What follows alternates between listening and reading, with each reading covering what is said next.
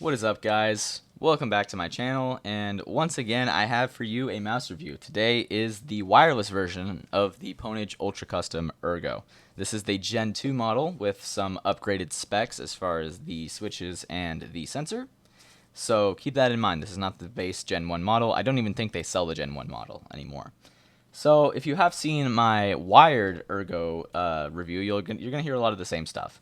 There is a couple differences here, one of them being the actual version of the mouse that I bought, but we'll get into that right now, actually, as I move straight into the aesthetics. So aesthetically, I'm going to say a lot of what I said about the other mouse.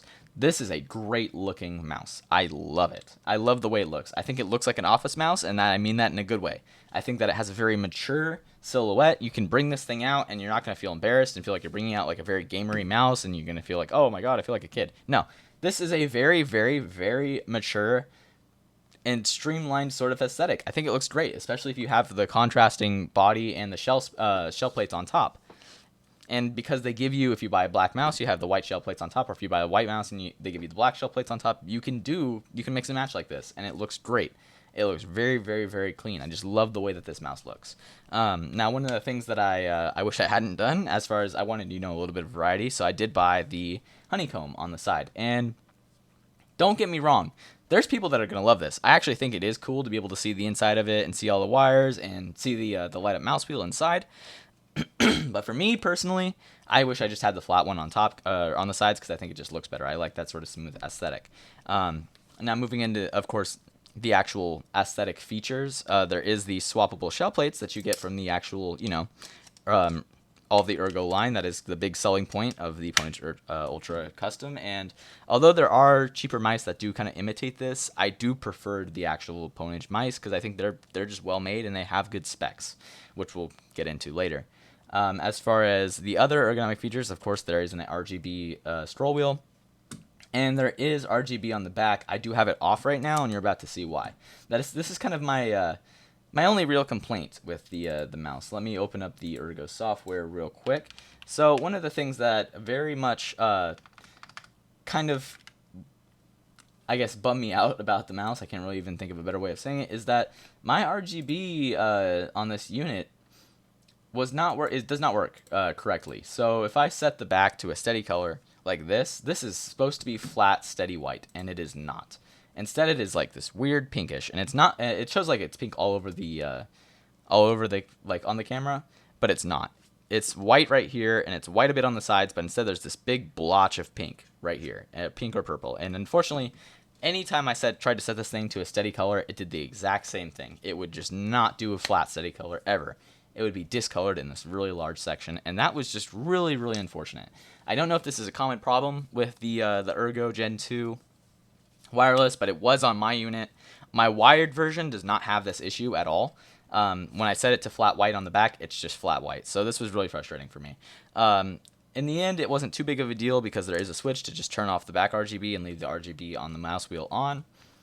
But beware, that is a possible issue, and that is my one really big gripe with this mouse. But once again, it could just be an issue with my unit. Now, moving forward to the actual build quality, aside from that RGB issue, this mouse is made really well. There's no creaking or anything. I've used it a lot as basically my daily driver, and it's held up great. It still feels great, as almost as good as it did out of the box. And despite the fact that you have all the swappable shells and stuff like that, that has not led to a downgrade in build quality. The clicks feel great. The mouse wheel feels great, all the same as it came out of the box. And moving on to the actual clicks, you have under here Kale 8.0 switches, so you're getting some very crisp quality clicks. And on the side buttons as well, you get very good clicks.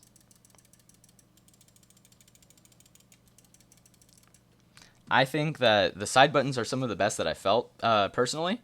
A lot of the time, side buttons are really mushy. They're kind of left out. They're more of an afterthought. They're like, oh, well, they're just kind of there as part of the gamer thing. They don't really care about them, the side clicks care about. They only care about the main clicks. I do care about the side clicks, about how my side buttons feel. And I think these feel great. They're not mushy. There is a little bit of travel, but not a lot. And I think the clicks are very, very crisp. As far as the Kale 8.0s, they feel amazing. They feel great. And I think that these clicks are crisp and clear, and they feel crisp. So for me, that it just gets a passing mark there as well. And I think the KLA Pwnages were part of the upgrade for the Gen 2 model. Speaking of the upgrades for the Gen 2 model, the sensor, I believe, is also different. This is a PAW3370 sensor, and it is great. It's performed amazingly in every game that I've played it with. Fortnite, Valorant, Rainbow Six Siege, and my Roblox shooters that I like to test mice on. I think that this mouse performs excellent, and it had no tracking issues whatsoever. Of course, with this mouse too, as far with the sensor, you do get lift-off distance adjustment and stuff like that within the software as well. Of course, you can drag-click on this mouse if you play Minecraft Bed Wars and stuff like that. That is something that is possible because you can adjust the debounce. So those types of features do make this a very, very great gamer mouse, despite the fact that, like I said, it doesn't have a super in-your-face gamer aesthetic. I think it looks great. Now back to the ergonomics of it. Like I already said, I talked about the clicks. The clicks feel great.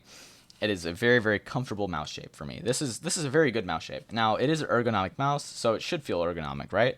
But what this mouse does right, that I don't think a lot of other ergonomic mice do, is that it, even though it has a sloped type of shape and it is, making your hand come to the side in what is more of a natural resting position like this, it doesn't overdo that slope. So my hand is sloped to the side, and I will feel less wrist pain if I play this with this mouse for a long period of time.